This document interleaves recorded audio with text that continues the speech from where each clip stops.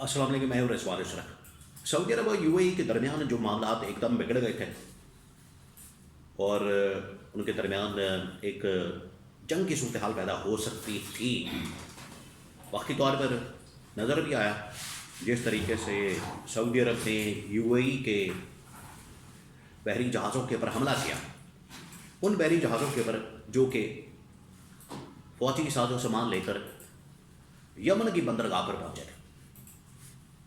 سعودی عرب نے اس کو اپنا ایک تھریٹ محسوس کیا تو ان کے اوپر حملہ کر دیا۔ اب یہ صورتحال جہاں پر ہے، اس کی کرنٹ سچویشن کیا، سیناریو کیا، اسٹیٹس کیا، اس کے بارے میں بڑی اہم ترین معلوم۔ نمبر 2، پاکستان کے اسپیکر قومی اسمبلی ایاز صادق بنگلہ دیش گئے، ڈھاکہ گئے، بیگم خالدہ ضیاء کی جنازے کی رسومات میں شرکت کرنے کے لیے، ان کی جو آخری رسومات ہیں تدفین وغیرہ، اس میں شرکت کرنے کے لیے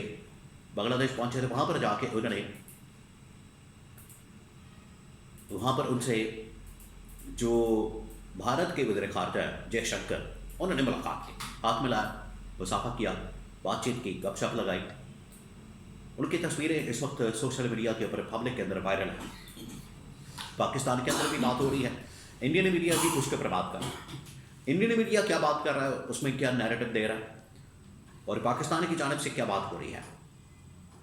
اس کے بارے میں بڑی اہم ترین معلومات۔ نمبر 3، اب یہ 2026 جو شروع ہوا ہے، اس میں کیا عمران خان کی رہائی کے چانسز موجود ہیں، اس کے بارے میں بڑی اہم ترین معلومات۔ اینڈ پر اس بارے میں آپ کے ساتھ ایک خبر شیئر کروں گا اگر وقت ملا، نہیں تو نیکسٹ ویلاگ کے اندر۔ لیکن یہ جو دو یو اے ای سعودی عرب، اس میں عمران خان کی ضرورت اور یہ پاکستان اور انڈیا کے درمیان جو ایک ملاقات ہوئی ہے، اس کے بارے میں آپ کو بتاتا ہوں۔ سب سے پہلے تو میں آپ کو یہ بتا دوں کہ یہ جو معاملہ ہے انڈیا اور پاکستان کے درمیان، پاکستان کے قومی اسمبلی کے اسپیکر ایاز صادق پہنچے ادھر جنازے میں شرکت کرنے کے لیے۔ خالدہ ضیاء بنگلہ دیش کی سابق وزیر اعظم خاتون، ان کا انتقال ہوا، وہاں پر پہنچے شرکت کے لیے، تو وہاں پر اور بھی ممالک کے لوگ موجود تھے، ڈیلیگیشن آئے تھے۔ تو انڈیا کے وزیر خارجہ جے شنکر نے اسپیکر قومی اسمبلی ایاز صادق کے ساتھ بذات خود آگے بڑھ کر ملاقات کی، ہاتھ ملایا، مصافحہ کیا، گپ شپ لگائی۔ وہ تصویر آج کل پورے کل سے پرسوں سے سوشل میڈیا کے اوپر وائرل ہے، اور اس میں پاکستان میں بھی تبصرے ہو رہے ہیں، انڈیا میں بھی تبصرے ہو رہے ہیں۔ اب پاکستان میں تو اس کو ایک پازیٹیو وے کے طور پر دیکھا جا رہا ہے، پازیٹیو جسچر کے طور پر دیکھا جا رہا ہے کہ ٹھیک ہے، انڈیا کی جانب سے یہ ایک راستہ کھولا گیا، انہوں نے ہاتھ ملایا جے شنکر نے آگے، کیونکہ جے شنکر بڑی اہم ترین پوزیشن کے اوپر ہیں، نو ڈاؤٹ۔ یہاں سے اسپیکر قومی اسمبلی کے ان کو بھیجا گیا اس میں شرکت کے لیے، وزیر خارجہ نہیں گئے یا کوئی اور آدمی نہیں گیا، انہوں نے اسپیکر کو بھیج دیا، وہ وہاں پر گئے، تو وہاں پر وزیر خارجہ انڈیا کے آئے ہوئے تھے جے شنکر، انہوں نے ملاقات کی۔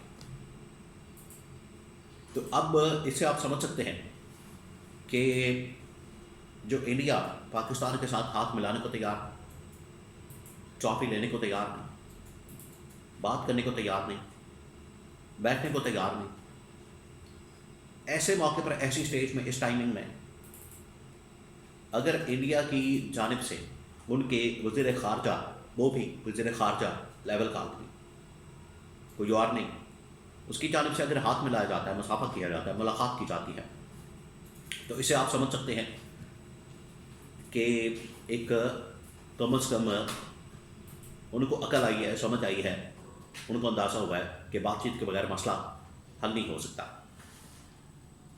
انڈیا میں اس کو بڑا نیگیٹو پورٹری کیا جا رہا ہے، انڈین میڈیا اس کو بڑا لن کر رہا ہے، اس کے اوپر بہت زیادہ تنقید کر رہا ہے، اس کے اوپر بڑی چڑھائی کر رہا ہے، اپنے ہی وزیر خارجہ کے اوپر، جے شنکر کے اوپر، لیکن پاکستان میں کچھ بہتر رسپانس آ رہا ہے۔ تو یہ ایک ڈیولپمنٹ ہوئی پچھلے 2 دنوں میں۔ اب آ جائیں سعودی عرب اور یو اے ای کے درمیان۔ سعودی عرب نے اس طریقے سے حملہ کیا، انہوں نے یمن کی بندرگاہ پر جو فوجی ساز و سامان آ رہا تھا UAE کا، اس کو دیکھتے ہوئے کہ یہ ایک تھریٹ ہے، یہ ایک تھریٹ ثابت ہو سکتی ہے، تو سعودی عرب نے ان کے پر حملہ کر دیا۔ اس کے بعد سچویشن خراب ہوئی، پاکستان بھی میدان میں اپنا شہباز شریف کیا، رحیم خان نے ادھر جا کے شیخ زاید ال نہیان کے ساتھ ملاقات کی، بیان بازی شروع ہوئی، الزام تراشی شروع ہوئی، معاملہ تھوڑا سا ٹھنڈا پڑ گیا، اور پڑنا چاہیے تھا۔ اگر یہ معاملہ ٹھنڈا نہ پڑتا پھر جنرل عاصم کو، فیلڈ مارشل کو، یا آپ سمجھ لیں کہ ڈونلڈ ٹرمپ آپ کو بتایا بڑا مشہور ہے اس معاملے میں صلح کروانے میں، حالانکہ اس کی جتنی بھی پچھلے سال میں 2025 میں جہاں جہاں بھی اس نے صلح کروائی، پیچ اپ کروایا، وہ محاذ دوبارہ کھل چکا ہے، وہ لڑائی دوبارہ کھل چکی ہے، وہ محاذ دوبارہ گرم ہو چکا ہے جہاں جہاں بھی اس نے صلح کروائی۔ تو یہاں بھی اگر صلح کروا دیتا تو مسئلہ دوبارہ سے کھڑا ہو جاتا تھا۔ تو بہتر تھا کہ وہ حکمت عملی، وہ اپروچ، وہ اسٹریٹجی جو عمران خان کی ہوتی ہے۔ عمران خان نے ایک وقت میں، ایک زمانے میں سعودی عرب ایران کے درمیان بھی دوستی کے لیے بڑا کام کیا، دونوں کے درمیان پیچ اپ کے لیے۔ وہ پھر مشن تو آگے نہیں بڑھ سکا، اس کے بعد میں اس مشن کو کس نے آگے بڑھایا؟ چین نے، چائنا نے۔ تو اس قسم کی پالیسی دوستی کی آپس میں پیچ اپ کروانے کی ضرورت ہے، تاکہ یہ جو عالم اسلام کو اس وقت خطرات درپیش ہیں، عالم اسلام اس وقت شدید ترین بحران کے اندر گھرا ہوا، اس میں کم از کم بہتری آ سکتی، معاملات بہتر ہو سکتے ہیں۔ تو یہ بڑا ضروری تھا۔ اب کیونکہ ان کے درمیان تھوڑی سی سچویشن کام ڈاؤن ہو گئی ہے، بہتر ہو گئی ہے، تو یہ آپس میں بات کر کے، آپس میں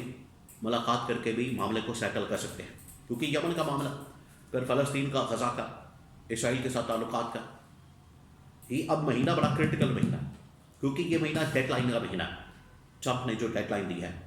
اسلامی ممالک کو، اس میں پاکستان بھی شامل ہے، کہ آپ غزہ اور فلسطین کے اندر فوج بھیجنے کے حوالے سے فیصلہ کریں، اور اگر پاکستان فیصلہ نہیں کرتا، اسلامی ممالک فیصلہ نہیں کرتے، وہاں پر اگر فوجی نہیں بھیجے جاتے، تو میں آپ کو یہ پریڈکشن کر رہا ہوں کہ پھر اسرائیل امریکہ دونوں مل کر غزہ کے اوپر، فلسطین کے اوپر دوبارہ سے حملہ کر دیں گے، اور یہ دوبارہ سے جنگ شروع ہو جائے گی۔ تو یہ اب نہ صرف سعودی عرب، UAE کو آپس میں ملنا چاہیے، عالم اسلام کو اکٹھا ہونا چاہیے، بلکہ اس جنگ کو روکنے کے لیے، جنگ سے بچنے کے لیے، ایک بند باندھنے کے لیے امریکہ اسرائیل کے آگے عملی طور پر اقدامات لینے کی ضرورت ہے، تاکہ یہ دوبارہ سے حملہ نہ کر سکے۔